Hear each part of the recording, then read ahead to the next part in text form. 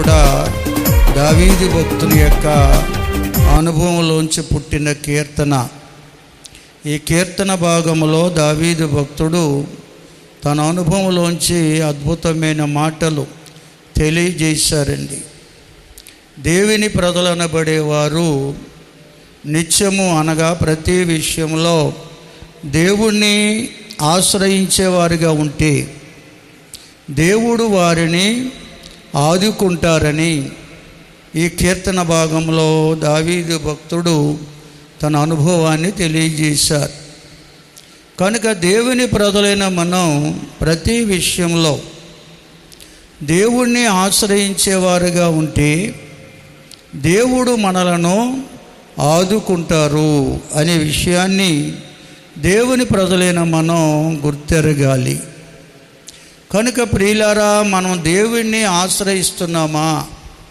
ప్రతి విషయంలో కూడా దేవుని మీదే ఆశ పెట్టుకుని ఆ దేవదేవుణ్ణి ఆశ్రయించేవారుగా మనం ఉంటే ఖచ్చితంగా నిశ్చయముగా దేవుడు మనలను ఆదుకునేవాడై ఉన్నాడు. ఎందుకంటే దేవుని ప్రజలైన మనలను దేవుడు ఎరిగి ఉన్నాడు.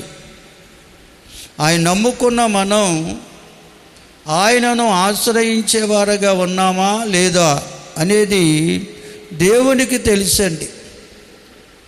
మనం చెప్పుకోవక్కర్లేదు. ఎందుకంటే మన హృదయాలను ఆయన పరిశీలిస్తున్నాడు. నా సన్నిధికి వస్తున్న నా బిడ్డలు నన్ను ఆశ్రయిస్తున్నారా లేదా అనేది దేవుడు గమనిస్తున్నాడు. దేవుని ప్రజలయండి కూడా దైవ సన్నిధికి వస్తూ కూడా దేవుణ్ణి ఆశ్రయించే మనసు మనలో లేకపోతే దేవుడు మనలను ఆదుకోడు. ఎందుకంటే ఆయన మనసెరిగిన మంచి దేవుడండి. స్తోత్రం చెబుదామా? కనుక మనం ఆయన ఆశ్రయించేవారు ఉండాలి. అది దేవుని కోరిక. ప్రతి విషయంలో దేవుణ్ణి ఆశ్రయించేవారు ఉండాలి. దేవుని పిల్లలు ఎప్పుడు దేవుని పిల్లలు దేవుణ్ణి ఆశ్రయిస్తారంటే ఆ దేవుడు ఎంత గొప్పవాడో ఎరిగి ఉంటే మాత్రమే ఆశ్రయిస్తారండి. నేను నమ్ముకున్న దేవుడు సర్వశక్తిమంతుడని, సమస్తమును చేయగలవాడని, నా ప్రతి అవసరతను ఆయన తీర్చగల సమర్థుడని, ప్రతి దినం ఆయన నాతోనే ఉన్నారని, ఆత్మస్వరూపగా నన్ను అనుసరిస్తున్నారని మనం నమ్మినట్లయితే ఖచ్చితంగా ప్రతి విషయంలో మనం దేవుణ్ణి ఆశ్రయిస్తాం ప్రియులారా. ఎందుకంటే యోహాను భక్తుడు పత్రిక రాస్తూ మొదటి పత్రికలో ఈ మాటలు పలికాడు. యోహాను రాసిన మొదటి పత్రిక 4వ అధ్యాయం 4వ వచనం నుండి చదివితే అక్కడ రాయబడి ఉంది, చిన్న పిల్లలారా మీరు దేవుని సంబంధులు, మీలో ఉన్నవాడు లోకములో ఉన్నవాని కంటే గొప్పవాడు గనుక మీరు వానిని జయించి ఉన్నారు. దేవుని స్తోత్రం చెల్లించండి. ఎందుకంటే లోకములో నేనే గొప్పవాడినని విర్రవీగుతున్నవాడు ఒకడున్నాడు. వాడికి బలము, బైబిల్లో పేరు పెట్టబడింది బలవంతుడు అని. బలవంతుడైన వాడిని బంధించాలంటే అంతకంటే బలవంతుడు కావాలని బైబిల్ గ్రంథంలో రాయబడి ఉంది. లోకములో నేనే గొప్పవాడిని, నాకంటే బలవంతుడు లేడని విర్రవీగుతున్నవాడు ఒకడున్నాడు. వాడి పేరే సైతాన్. వాడు మనలను బలహీనపరుస్తూ ఉంటాడు. వాడి పని అది. కనుక నేనే బలవంతుడని చెప్పుకుంటున్న వాడిని జయించినవాడు, వాడికంటే బలవంతుడైన వాడు మనం నమ్ముకున్న దేవుడు. అందుకంటాడు మీలో ఉన్నవాడు లోకములో ఉన్నవాడి కంటే గొప్పవాడు. ఈ విషయాన్ని మనం మర్చిపోకూడదండి. మనం నమ్ముకున్న దేవుని కంటే గొప్పవాడు ఎవడు లోకములో లేడు. కనుక ప్రియులారా, నేనే గొప్పవాడిని ఎవడన్నా లోకంలో చెప్పుకుంటే వాడి చరిత్రను పరిశీలించండి, తెలుస్తుంది. కనుక మనం నమ్ముకున్న దేవుడు లోకం ఉన్నవారందరికంటే గొప్పవాడనే సంగతి మనం ఎరిగి ఉంటే ప్రతి విషయంలో, మన ఎదురవుతున్న ప్రతి విషయంలో ఆయన ఆశ్రయించకుండా ఉండలేమండి.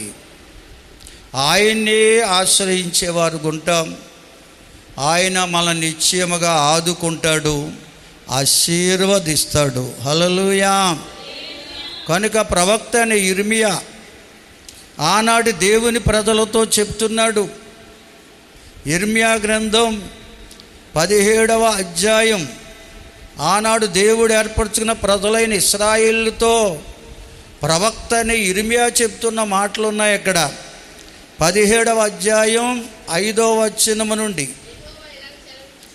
8 వరకు చదివితే అక్కడ రాయబడి ఉందండి. యెహోవా ఇలాగున సెలవిచ్చుచున్నాడు, నరులను ఆశ్రయించి శరీరులను తనకు ఆధారముగా చేసుకొనుచు తన హృదయమును దేవుని మీద నుండి తొలగించుకొనువాడు శాపగ్రస్తుడు.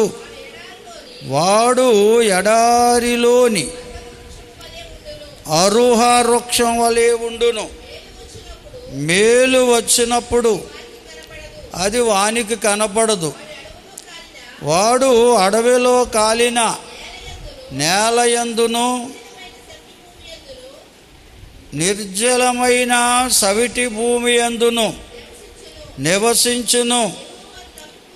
యెహోవాను నమ్ముకునివాడు ధన్యుడు.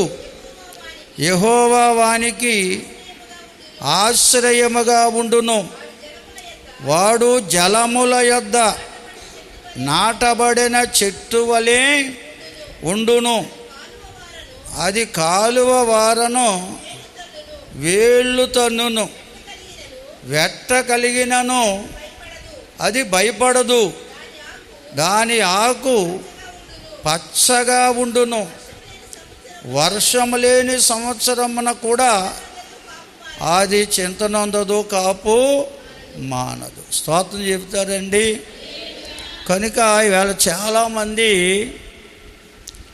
దేవుణ్ణి నమ్ముకుని కూడా దేవుని మీద నమ్మకం ఉంచట్లేదండి.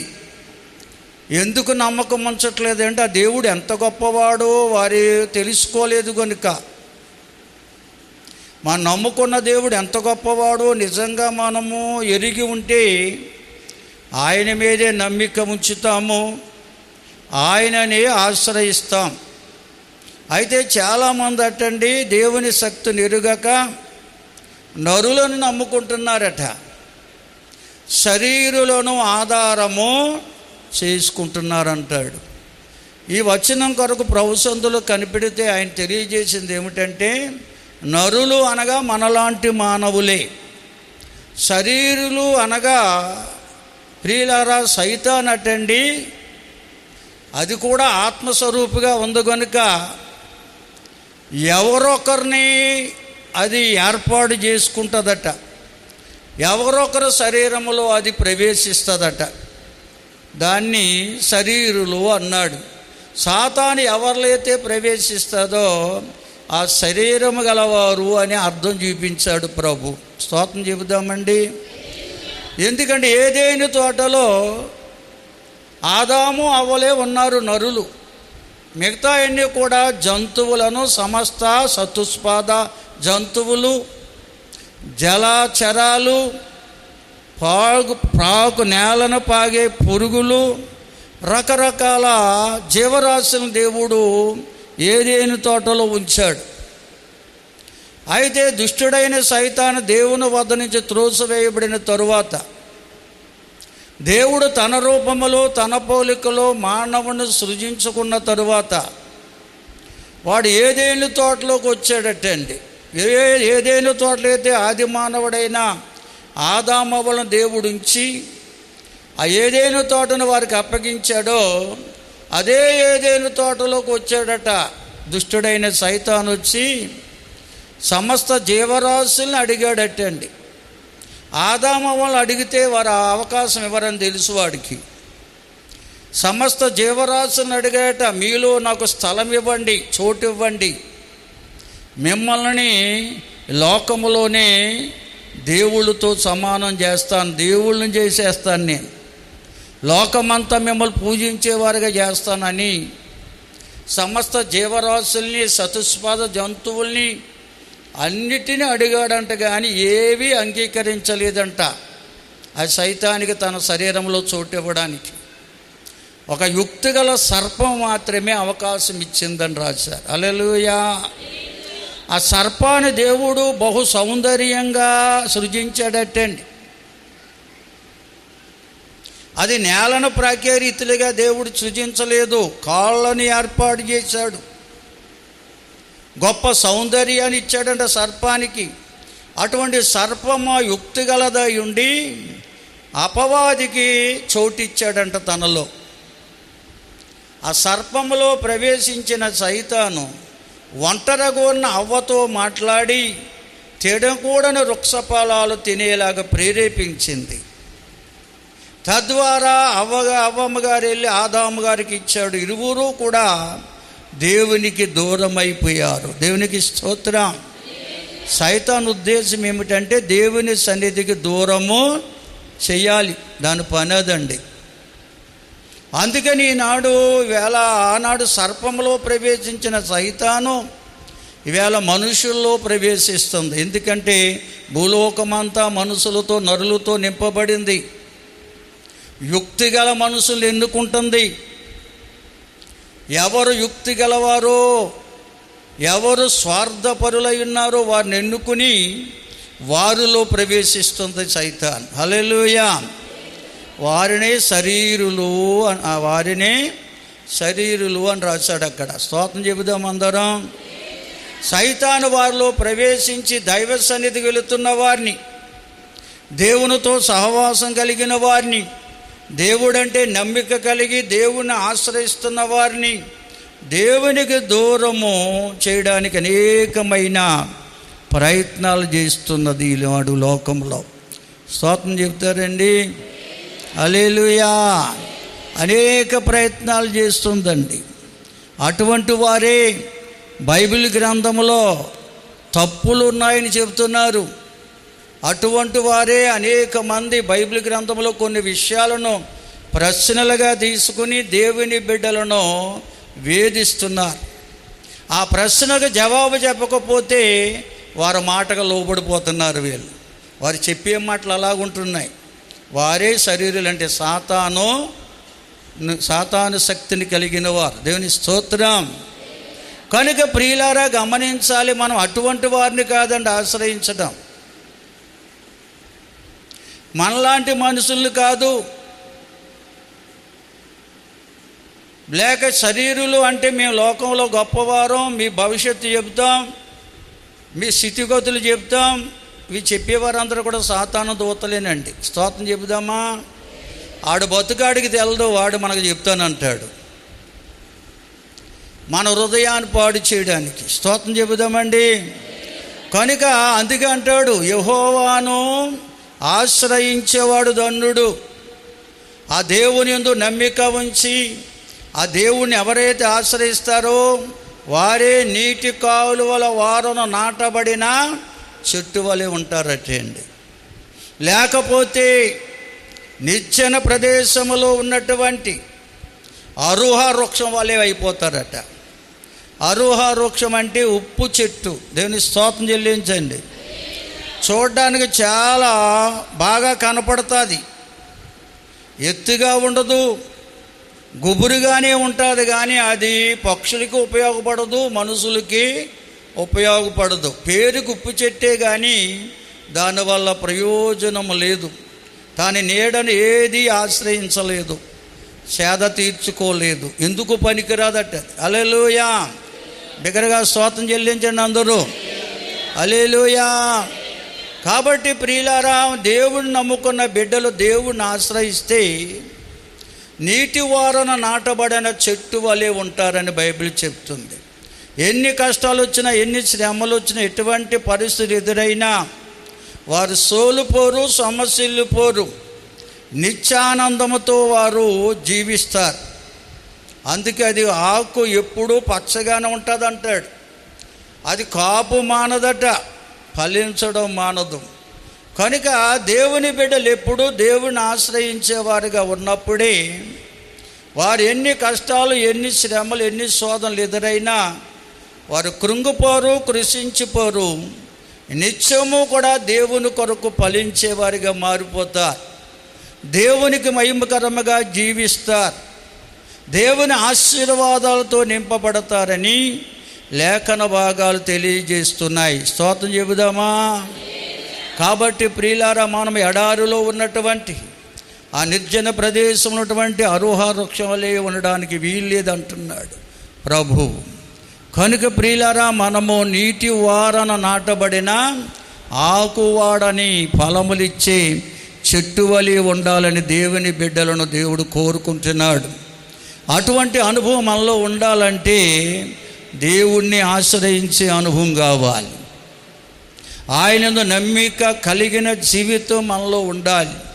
బైబిల్ గ్రంథంలో ఎన్నో చరిత్రలు ఉన్నాయి. ఈ కీర్తన రాసినటువంటి దావీదు భక్తుడు అనుభవాన్ని చూస్తే,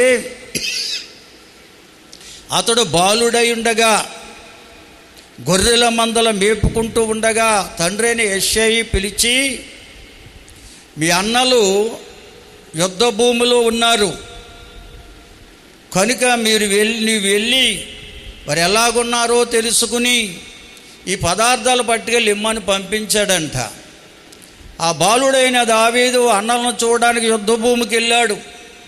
ఇశ్రాయేలు సైన్యానికి, ఫిలిష్తీయుల సైన్యానికి యుద్ధం జరుగుతుంది. ఆ యుద్ధ భూమికి వెళ్ళేటప్పటికీ ఇశ్రాయేల్ సైన్యం, యుద్ధ శూరులు, వీరులు అనబడిన వారు భీతితో అనగా భయముతో పారిపోతున్నారట. ఆయనకు ఎదురొస్తున్నారు, పారిపోతున్నారు. అడుగుతుంటే ఎవడు జవాబు చెప్పట్లా. ఎందుకు పారిపోతున్నారంటే ఒకడు నిలబడి చెప్పాడట, మన శత్రువులైన ఫిలిష్తీయుల పక్షమున బలాఢ్యుడైన గొలియాతు అనేవాడు ఉన్నాడు. వాడిని చూస్తేనే అందరికీ భయం పుడుతుంది. వాడు మాటలు విన్నా, వాడి రూపాన్ని చూసినా, వాడి ఖడ్గాన్ని చూసినా, ఆయుధాలు చూసినా భయభాంతులై సైన్యమంతా పారిపోతున్నారు. రాజైన సౌలు కూడా భయపడి స్వయంవరాన్ని ప్రకటించాడు అని చెప్పినప్పుడు బాలుడైన దావీదు అన్నాడు, నేను వాడిని జయిస్తాను. హల్లెలూయా. సున్నతి లేని గొలియాతు కొరకు ఎందుకు మీరు భయపడుతున్నారు? వాడిని నేను జయిస్తానని చెప్పినప్పుడు సౌలు రాజు వద్దకు తీసుకెళ్లారు దావీదుని. రాజైన సౌలు బాలుడైన దావీదును చూసి అంటాడు, నువ్వు బాలుడవు, యుద్ధ ప్రావీణ్యత లేని వాడవు, వాడిని నీవు జయించలేవు అన్నాడు. అప్పుడు చెప్పాడు, రాజా, నేను నమ్ముకున్న దేవుడు నాతో ఉన్నాడు. గొర్రెల మందలు మేపుకుంటున్నప్పుడు ఆ గొర్రెలను ఎత్తుకుపోవడానికి సింహం వచ్చినప్పుడు అవలీలగా దాన్ని జయించే శక్తినిచ్చాడు. తోడేలు వచ్చినప్పుడు దాన్ని జయించే శక్తినిచ్చాడు.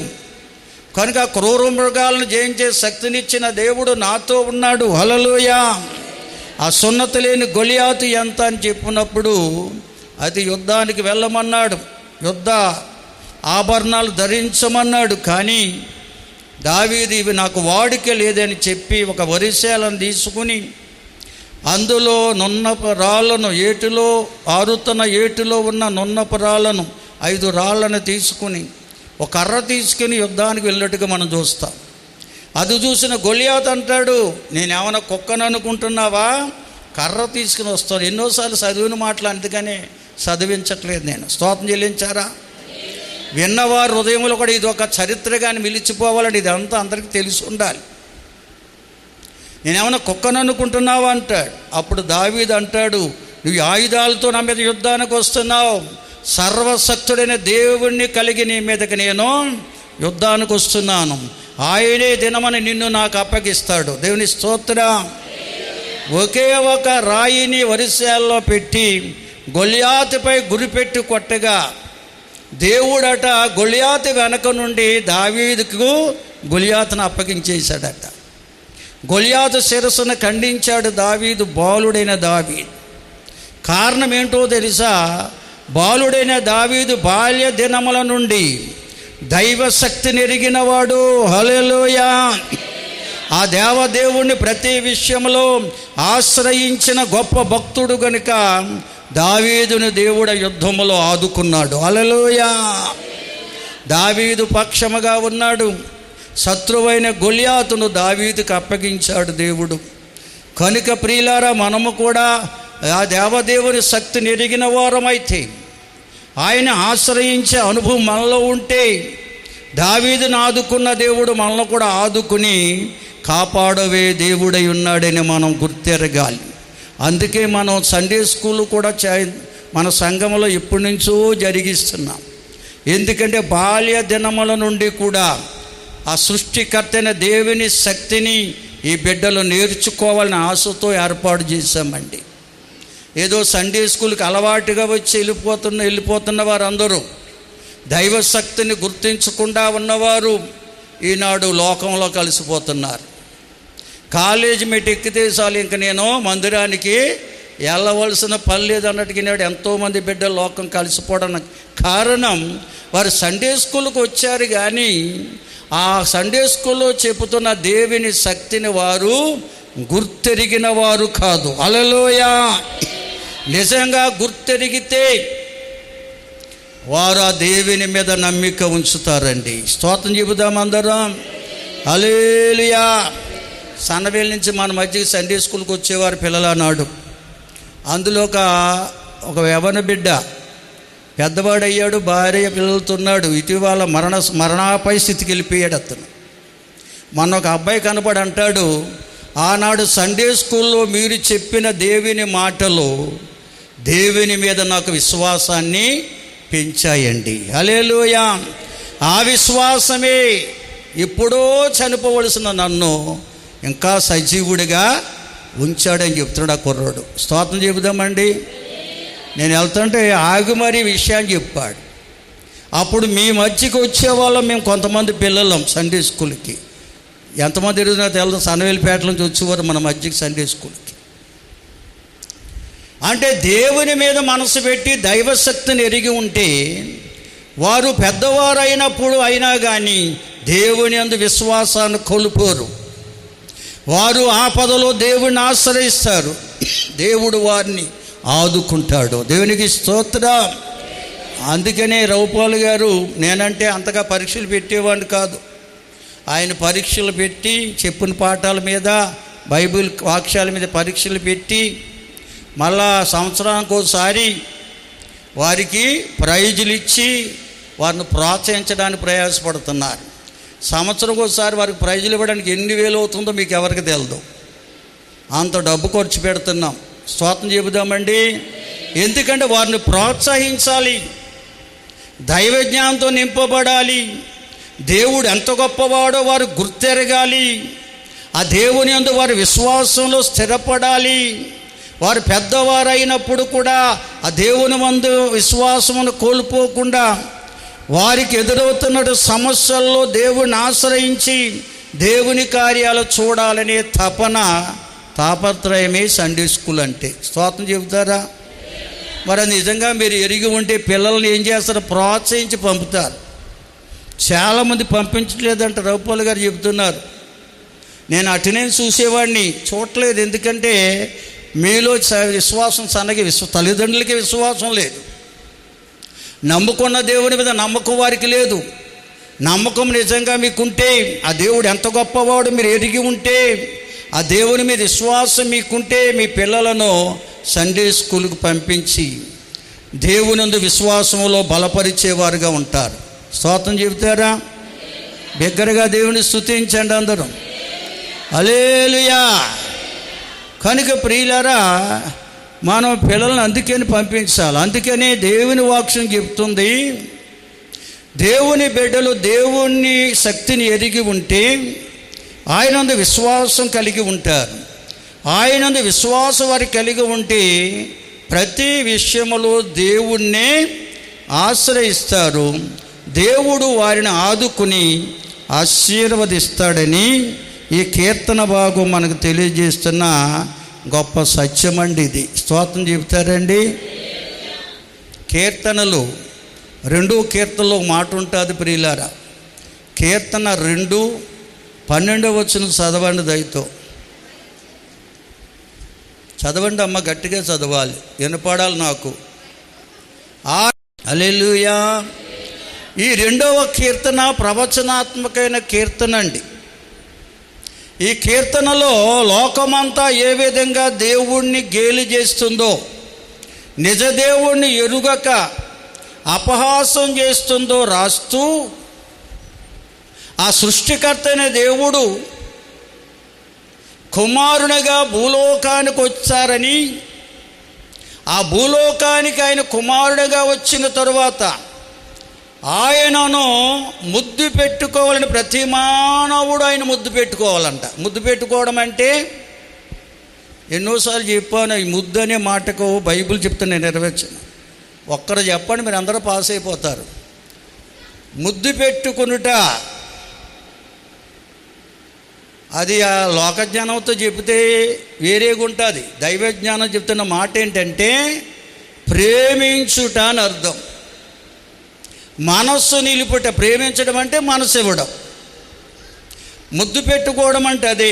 ప్రభు అయిన యేసుక్రీస్తుని ప్రేమించేవారిగా ఉండండి అంటున్నాడు. ఆయనపై మనస్సు నిలుపుకునేవారుగా ఉండండి, లేకపోతే ఆయన త్వరగా కోపపడతాడు. హల్లెలూయా.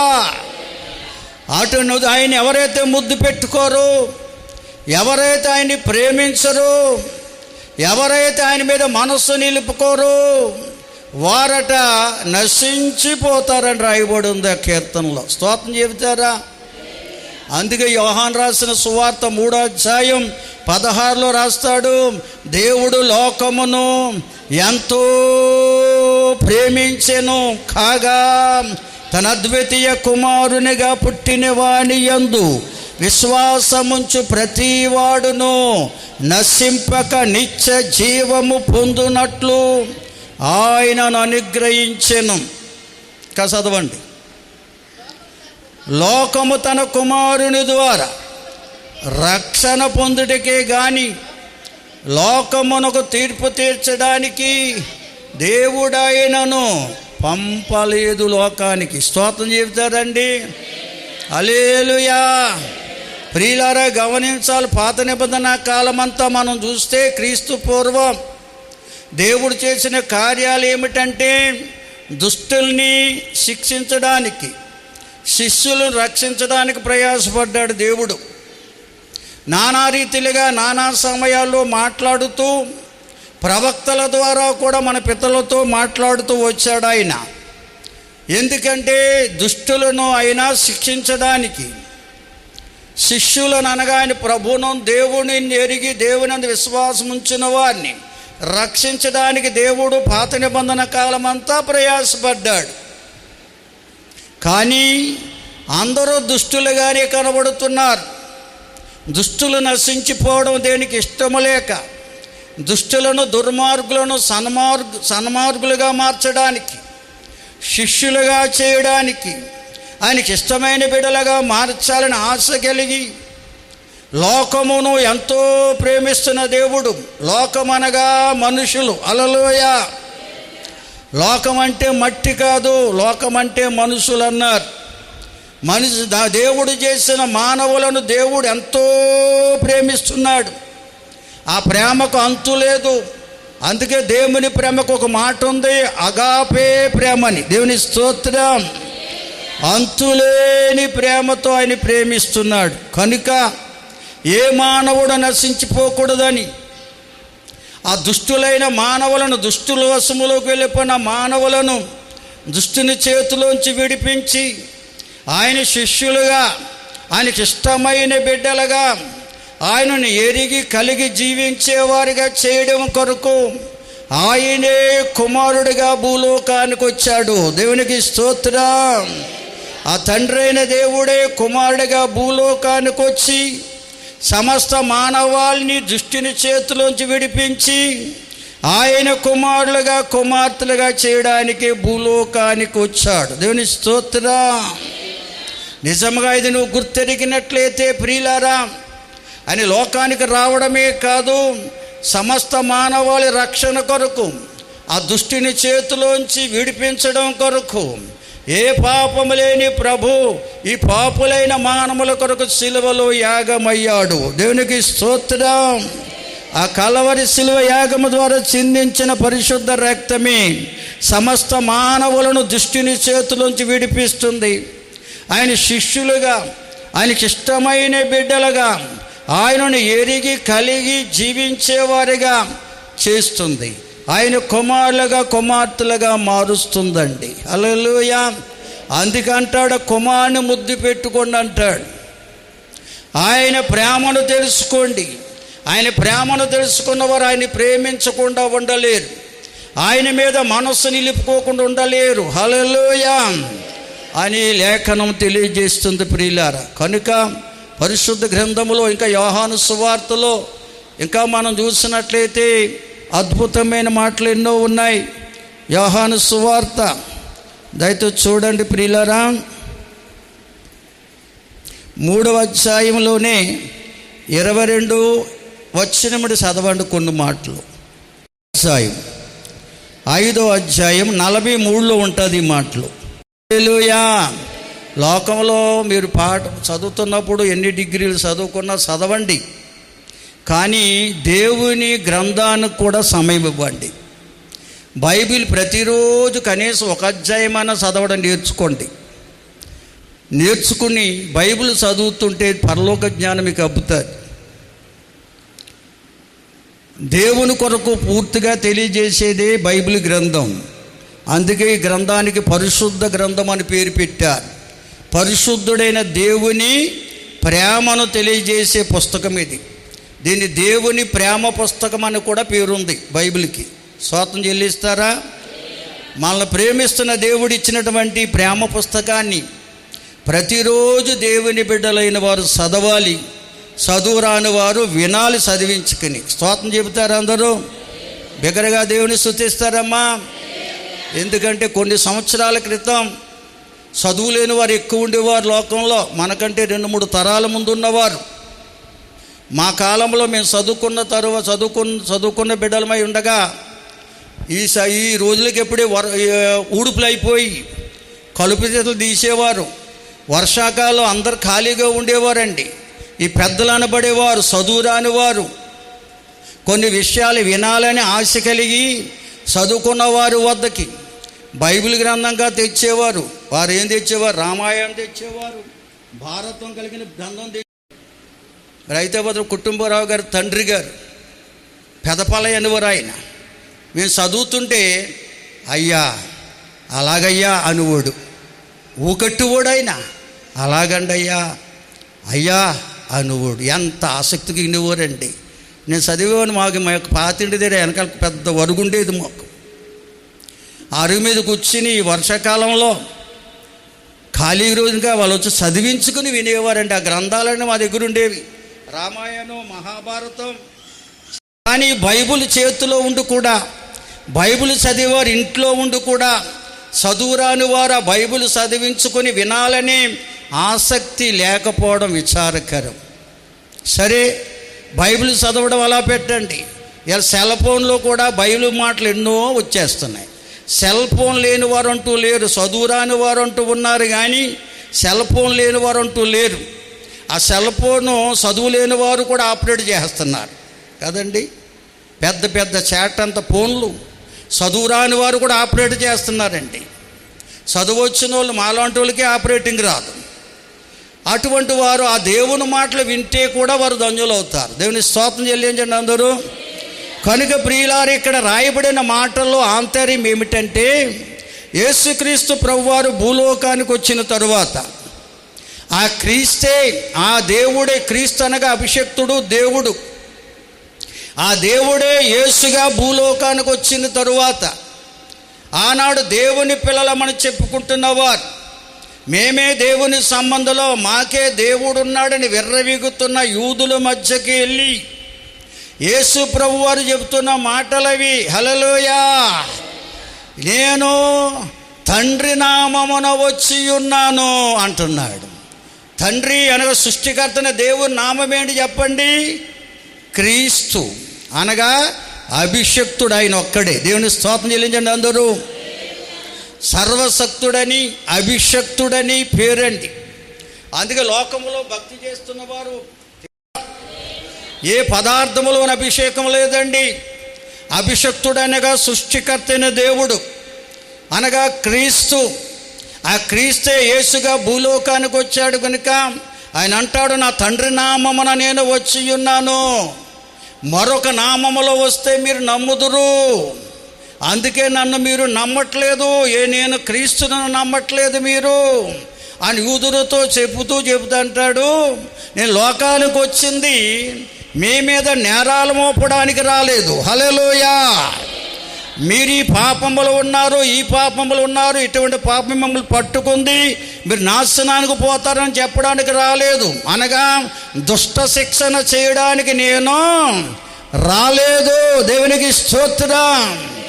ఆనాడు మీరు ఆశ్రయించిన మోషే మీ మీద నేరం మోపాడు.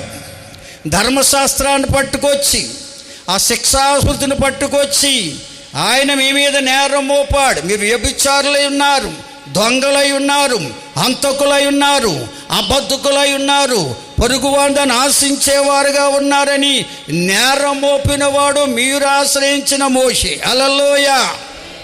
మీరు దేవుని దేవుడిగా ఆరాధించలేకపోతున్నారని మీ మీద నేరం మోపినవాడు మీరు ఆశ్రయిస్తున్న మోషే. హల్లెలూయా. ఎందుకన్నాడంటే ఆనాడు యూదులకు దేవుడు ఎవరంటే మోషే దేవుడండి. మోషేనే దేవుడిగా ఆరాధించేవారు ఆనాడు యూదులు. మోషే ద్వారానే దేవుడు మాట్లాడుతున్నారు నమ్మినవారు యూదులు. దేవుడే మోషే రూపములో మధ్యన సంచరిస్తున్నాడని నమ్మినవారు యూదులు. హల్లెలూయా. అందుకే వారు మోషేను ఆశ్రయించేవారు. మోషే చెప్పిన మాటలు ఏమిటంటే ఆనాటి ప్రజలు పాపములో ఉన్నారని, ఆ పాపానికి శిక్ష ఉందని, ఆ శిక్షే నాశనమని ఆయన తెలియజేశాడు. ఆనాటి ప్రజలపై నేరం మోపాడు. కానీ ప్రభు అయిన క్రీస్తు యేసుగా భూలోకానికి వచ్చింది ఎందుకో తెలుసా? ఆ నేరం మోపడానికి కాదండి, ఆ భయంకరమైన పాప స్థితి నుంచి విడిపించడానికి వచ్చాడు. హల్లెలూయా. దుష్టులను శిక్షించడానికి రాలేదు ఆయన, దుష్టులను సన్మార్గములో నడిపించడానికి, దుష్టులను దుష్టత్వం నుంచి విడిపించి ఆయన శిష్యులుగా మార్చుకోవడానికి ఆయన భూలోకానికి వచ్చాడు. కనుక ఆయనను వారు నమ్మట్లేదట యూదులు. అందుకే యేసేని ఆశ్రయించేవారు కాదు, మోసేనే ఆశ్రయించేవారు. ప్రియులారా, మోసే అయితే నేరం మోపాడు, కానీ యేసయ్య నేరస్తు మనలో ఉన్న నేరాన్ని తొలగించిన దేవుడు, సన్మార్గములో నడిపించిన దేవుడు, దుష్టులను దుష్టత్వం నుంచి విడిపించి సన్మార్గములో నడిపించడానికి వచ్చినటువంటి దేవుడే ప్రభు అయిన యేసుక్రీస్తు వారు. అందుకే అపోస్తుల కార్యాలు 3వ అధ్యాయం 22 నుంచి చదివినట్లయితే మోసే సాక్ష్యం ఇస్తున్నాడు యేసయ్య కొరకు. అక్కడ చదవండి దయతో. గారు కూడా యూదులతో చెబుతున్నాడు, ఇదిగో నన్ను మీరు దేవుడిగా అనుకుంటున్నారు, నన్నే మీరు ఆశ్రయిస్తున్నారు. ఇదిగో నాలాంటి ఒక గొప్ప ప్రవక్తను దేవుడు మీలో పుట్టించబోతున్నాడు. ఆయన మాట మీరు వినాలి. ఆయన మాట ఎవరైనా వినకపోతే వారంట నాశనానికి వెళ్ళిపోతారటండి. అంటే యేసయ్య ఎందుకు భూలోకానికి వచ్చాడంటే దుష్టులైన మానవులతో మాట్లాడడానికి వచ్చాడు. ఆయన మాట విని ఎవరైతే ఆయన మానికి లోబడతారో వారిని వారు దుష్టత్వం నుంచి విడిపించి సన్మార్గములో నడిపించడానికి ఆయన భూలోకానికి వచ్చాడు. హల్లెలూయా. ఎందుకంటే ఆయన మాటలో శక్తి ఉంది ప్రియులారా, ఆయన మాటలో జీవముంది, ఆయన మాటలో వెలుగుంది. ఆ వెలుగే ప్రతి మానవులను పాప చీకటి నుంచి విడిపించేది. ఆ జీవమే ఆ మానవుని యొక్క ఆత్మను బ్రతికించేది. హల్లెలూయా. ఆ జ్ఞానమే ఆ దేవుడు ఎంత గొప్పవాడో గుర్తెరిగి ఆయనందు నమ్మిక గలవారిగా చేసేది. అందుకే ప్రభువైన యేసుక్రీస్తు వారు భూలోకానికి పంపించబడుతున్నారని ఆనాడు ప్రవక్తలు ఎందరో, సమూయేలు ప్రవక్త మొదలుకొని ఎందరో ప్రవక్తలు ప్రవచించారు. అంతేకాదు మన పితరుడు అబ్రహాముతో కూడా దేవుడు చెప్పాడు, ఇదిగో నీ వంశములో నుండి నీ వంశంలోంచి పుట్టిన వాని ద్వారా, అనగా నీ ద్వారా ఈ భూలోకాన్ని నేను ఆశీర్వదించబోతున్నానని దేవుడు చెప్పాడు. హల్లెలూయా. అబ్రహాము విశ్వాసులకు తండ్రి అయితే అబ్రహాము సంతానములో నుండి వచ్చినటువంటి ప్రభువైన యేసుక్రీస్తు వారు విశ్వాసమునకు కర్తయు దానిని కొనసాగించేవాడని రాయబడి ఉంది హెబ్రీ పత్రిక 12లో. స్తోత్రం చెల్లిస్తారు అందరూ. మన పితరుడైన అబ్రహాము విశ్వాసులకు తండ్రి, ప్రభువైన యేసుక్రీస్తు వారు విశ్వాసమునకు కర్త, దానిని కొనసాగించేవాడై ఉన్నాడు. దేవుని స్తోత్రం చెల్లిస్తారా? కనుక ప్రియులారా, ప్రభువైన యేసుక్రీస్తును ప్రతి ఒక్కరూ ఆశ్రయించాలి. ఆయనే సృష్టికర్త అయిన దేవుడు. ఆయన నోటి మాట ద్వారా సృష్టిని చేశాడు. ఆయన నోటి మాట ద్వారా సృష్టిని శాసిస్తున్నాడు. ఆయన నోటి మాట ద్వారా మన బ్రతుకులను బాగు చేసే దేవుడై ఉన్నాడు. దేవునికి స్తోత్రం. ఆయన ప్రతి మానవుణ్ణి వాని దుష్టత నుంచి విడిపించి ఆయన శిష్యులుగా, ఆయనకి ఇష్టమైన బిడ్డలుగా మార్చుకునే దేవుడై ఉన్నాడని పరిశుద్ధ గ్రంథం చాలా తేటగా బోధిస్తుందండి. మీకు అర్థం అవ్వడానికి యోహాను రాసిన సువార్తలో 8వ అధ్యాయం మొదటి నుండి కొన్ని వచనాలు మనం చదివినట్లయితే, యేసుక్రీస్తు ప్రభువారు శరీరధారిగా భూలోకములో సంచరిస్తున్న దినాలండి. ఆ దినాల్లో ఒక రోజున యేసు ప్రభువారు దేవాలయములో కూర్చుని ఒంటరిగా ఉండి ఏదో భూమి మీద రాసుకుంటున్నారట ఆయన. ఆ సమయంలో ఆ ప్రాంతంలో ఒక స్త్రీని యూదుల్లో కొందరు చిన్నల నుంచి పెద్దల వరకు ఒక పాపములో వ్యభిచారం చేస్తూ పట్టబడిన స్త్రీని రాళ్లతో కొట్టి చంపడానికి ఆమెను వెంబడిస్తున్నప్పుడు ఆమె పరుగులు తీసుకుంటూ ప్రియులారా ముందుకెళ్తుంటే ఆమెను వారు పట్టుకుని యేసు ఏ దేవాలయంలో ఉన్నారో అదే దేవాలయంలోనికి ఆమె తీసుకొచ్చారంట. ఆ 8వ అధ్యాయం అంతా అదే రాయబడి ఉంది. కనుక ఆమెను తీసుకొచ్చి యేసు ప్రభు ఎదుట నిలబెట్టారట. యేసు ప్రభుని అడుగుతున్నారు, యూదుల్లో మత పెద్దలు అడుగుతున్నారు, బోధకుడా, ఈమె వ్యభిచారం చేతూ పట్టబడింది. మోషే ధర్మశాస్త్రం ఏమని చెప్తుందంటే, వ్యభిచారం చేస్తూ పట్టబడిన వారిని రాళ్లతో కొట్టి చంపమని చెప్తుంది. నీవేమి చెబుతావు అన్నారు. స్తోత్రం చెల్లించండి అందరూ. యేసు ప్రభువారు మారు మాట్లాడకుండా తల వంచి భూమి మీద ఏదో రాసుకున్నట్లుగా ఉన్నాడట. పదే వారు అడుగుతున్నారు, ఏం చెబుతావు బోధకుడా? ఈమెను ఏం చేయమంటావు? రాళ్లతో కూడా చంపమంటావా, లేక ఏం చేయమంటావో చెప్పమని పట్టువేడగా అడుగుతున్నప్పుడు ఆయన తల ఎత్తి వారందరి వైపు చూసి ఓ మాట పలికాడటండి. మీలో పాపము లేని వారు ఎవరైనా ఉన్నట్లయితే మొట్టమొదటగా ఆమె మీద రాయి వెయ్యండి అని చెప్పి మళ్ళీ తలదించుకుని భూమి మీద ఏదో రాసుకున్నాడట ఆయన.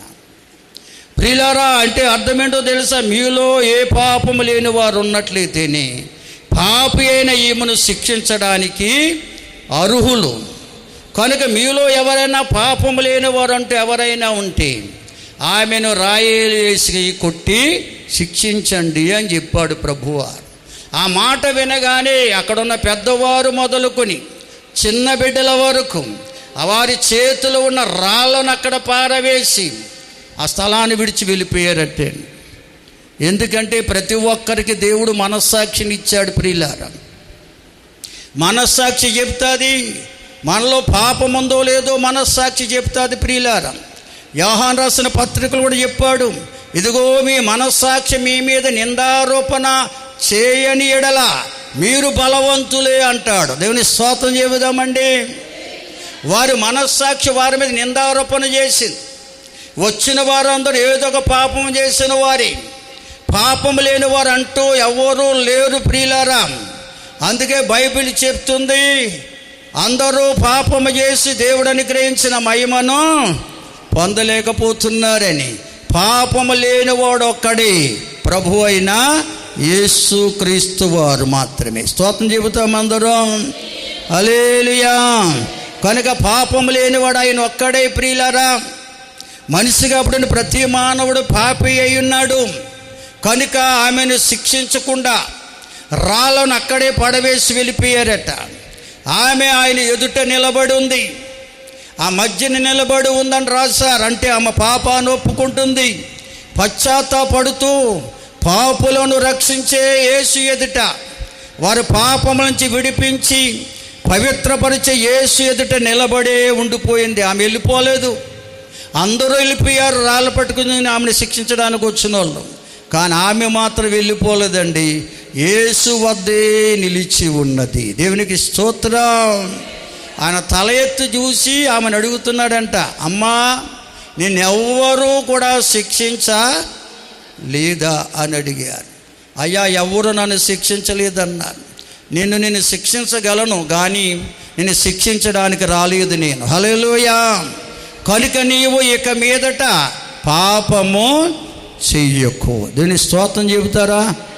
హల్లెలూయా. కనుక పాపిని ప్రేమించే దేవుడు, వారి పాపం నుండి వారిని విడిపించే దేవుడు. ఆయన పాపాన్ని ప్రేమించడండి. పాపి అయిన మనిషిని ప్రేమించి వారు ఉన్నటువంటి పాపస్థితి నుంచి విడిపించి రక్షించడానికి వచ్చిన దేవుడే ప్రభువైన యేసుక్రీస్తు వారు. కనుక ప్రియులారా, పాపములో పట్టబడిన స్త్రీని ఆ పాపస్థితి నుంచి విడిపించి రక్షించాడు ప్రభువైన యేసుక్రీస్తు వారు. హల్లెలూయా. ఆయన అంటాడు, ఇక మీదట నీవు పాపము చెయ్యకు అని చెప్పాడు. కనుక ప్రియులారా గమనించాలి, పాపులమైన మనలను ప్రేమిస్తున్న దేవుడు మన పాపస్థితి నుంచి మనం విడిపించి రక్షించే దేవుడు ప్రభువైన యేసుక్రీస్తు వారిని నిజముగా ఎరిగి ఉంటే ఆయన ఆశ్రయించకుండా ఉండలేము. దేవునికి స్తోత్రం.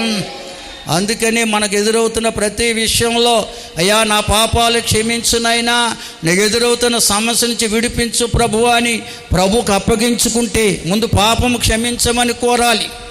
తర్వాత మన పరిస్థితుల నుంచి విడిపించమని దేవుణ్ణి వేడుకుంటే మన పాపాలు క్షమిస్తాడు. మనకు ఎదురవుతున్న ప్రతి సమస్య నుంచి విడిపించి మనల్ని ఆదుకుంటాడు, ఆశీర్వదించే దేవుడై ఉన్నాడని పరిశుద్ధ గ్రంథం తేటగా బోధిస్తుంది ప్రియులారా. ఇంకా మనం చూస్తే అపోస్తుల కార్యాల 3వ అధ్యాయములో ఒక భక్తుడున్నాడు. అతడు పుట్టి కుంటివాడని రాశారండి. అతన్ని ప్రతిరోజు కొందరు మోసుకొస్తున్నారట శృంగారం అనే దేవాలయం వద్దకి. దేవాలయంతో తీసుకొస్తున్నారు కానీ దేవాలయం ద్వారం వద్దే కూర్చోబెట్టి వెళ్ళిపోతున్నారు వాళ్ళు. ఎందుకంటే వాడు అక్కడ కూర్చోబెడుతున్నారంటే దేవాలయానికి వెళ్ళేవారు అతడికి ధర్మం చేస్తారని, అతనికి సహాయం చేస్తారని ఆశతో వారు దేవాలయ ద్వారం వద్ద కూర్చోబెట్టి వెళ్ళిపోతున్నారట. ప్రతిరోజు దేవాలయానికి వెళ్ళేవారు అక్కడ కూర్చున్నటువంటి భిక్షగాడి, కుంటి భిక్షకుడికి దానం వేస్తున్నారు, దాన ధర్మాలు చేస్తూ ఉన్నారు. అయితే అలాగే కొంతకాలం గడిచిన తరువాత ఒక రోజు యోహాను, పేతురు అనే భక్తులు దేవాలయంలోకి వెళుతున్నారట. శృంగారం అనే దేవాలయంలోకి వెళ్ళడానికి వచ్చారట. దేవాలయం ద్వారా కూర్చుని ఉన్న భిక్షం అడుగుతున్న ఆ కుంటివాడిని తేరి చూశారటండి. స్తోత్రం చెల్లిందాం అందరం, హల్లెలూయా. వాడిని పరిశీలించారు వాళ్ళు. వాడు పుట్టుకుంటువాడని అర్థం చేసుకున్నారు. కొందరు వ్యక్తులు తీసుకొచ్చి ఆ ద్వారం వద్ద కూర్చోబెట్టాడు. కారణం దేవాలయం వెళుతున్న భక్తులు దానం చేస్తారని, దాన ధర్మాల ద్వారా వీడిని బ్రతికించబడతాడనే ఉద్దేశంతో, పోషించబడత ఉద్దేశంతో అక్కడ కూర్చోబెడుతున్నారని అది ఎరిగినటువంటి పేతురు, యోహానులు ఆ కుంటి భిక్షకుడితో అంటున్నారు, ఓయి మా వైపు. ఆ వాక్యం ఒకసారి చదవండి. పేరు చూడడం అంటే వారి పరిస్థితిని గమనించారు, పరిశీలించారు. అప్పుడు ఓయి మా వైపు చూడు అన్నారు తప్ప మా వైపు తేరు చూడు అన్నారా? అనలేదు. అందరు స్వాతం చెబుదామా? నోటికి వచ్చినప్పుడు చదవకండి, బైబిల్లో ఉన్నది కూడా చదవండి, అర్థం మారిపోద్ది. బైబిల్ అందుకని క్షుణ్ణంగా చదవాలి, చదివేవారు. స్తోత్రం చెల్లిందాం అందరం.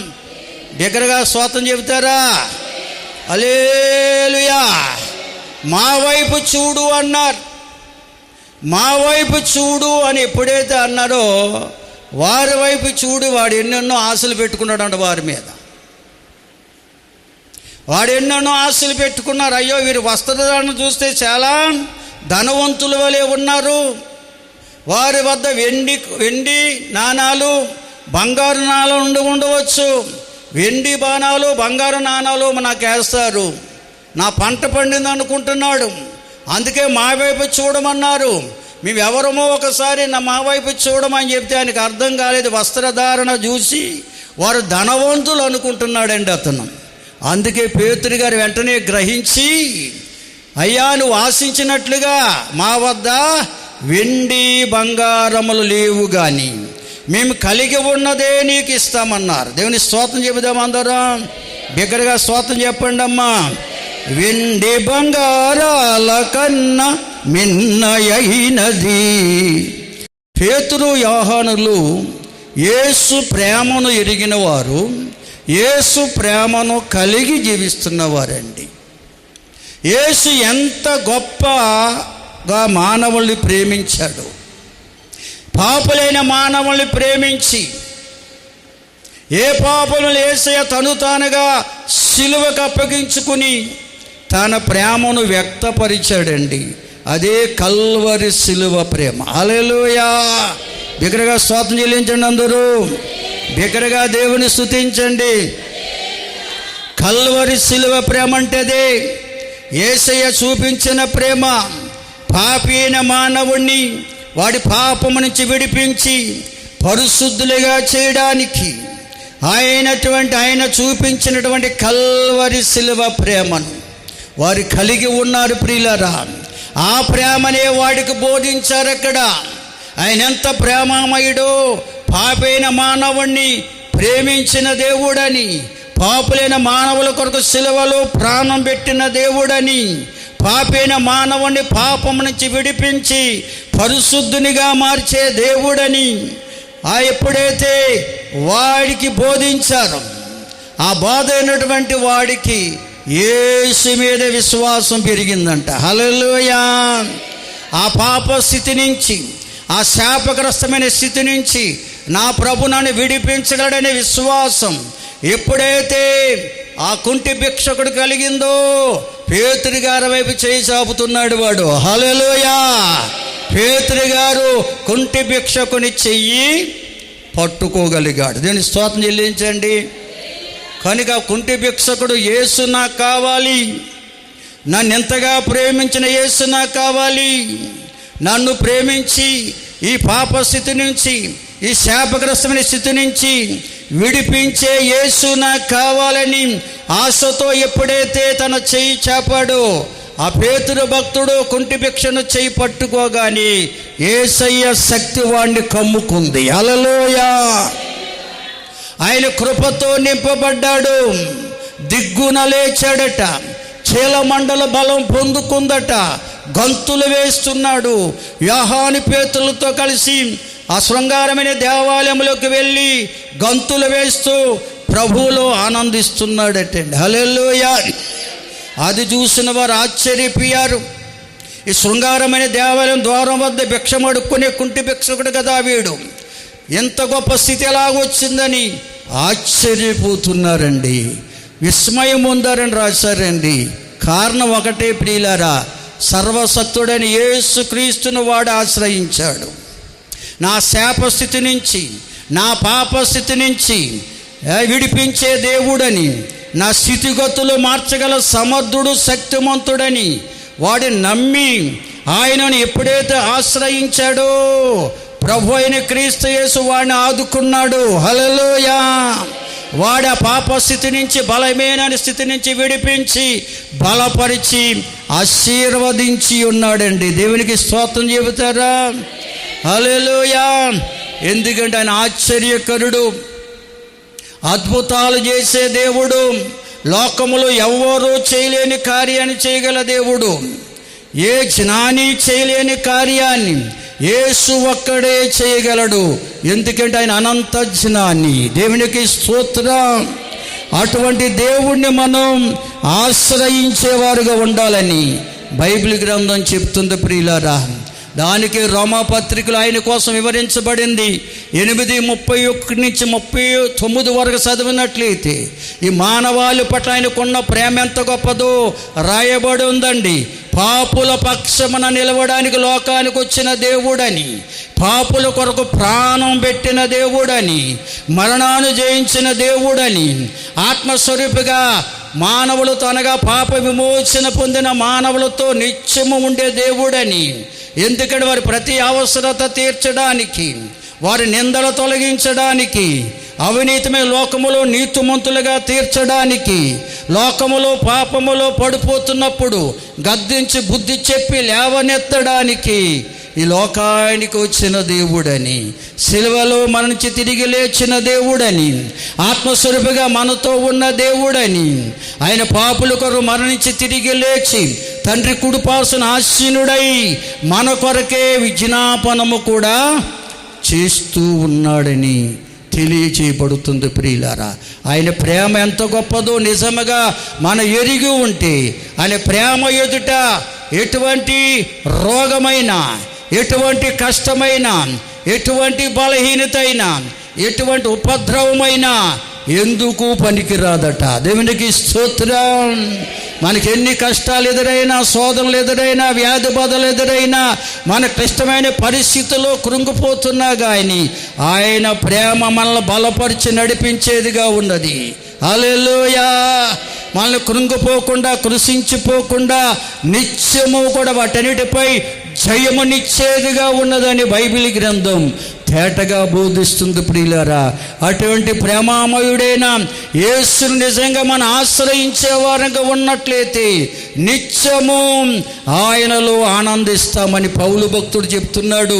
ఫిలిప్పీయులకు రాసిన పత్రిక 4వ అధ్యాయం 4 నుంచి 7 వరకు చదివితే, ఎల్లప్పుడూ ప్రభునందు ఆనందించండి, మరలా చెప్పుదును ఆనందించండి, మీ సహనాన్ని సకల జనులకు తెలియబడనివ్వండి, ప్రభు మీకు సమీపంగా ఉన్నాడు, దేని కొరకు చింతించవద్దు, ప్రతి విషయములో ప్రార్థన చేయండి, విజ్ఞాపన చేయండి, కృతజ్ఞత పూర్వమైన విన్నపాలు ఆయనకు తెలియచేయండి.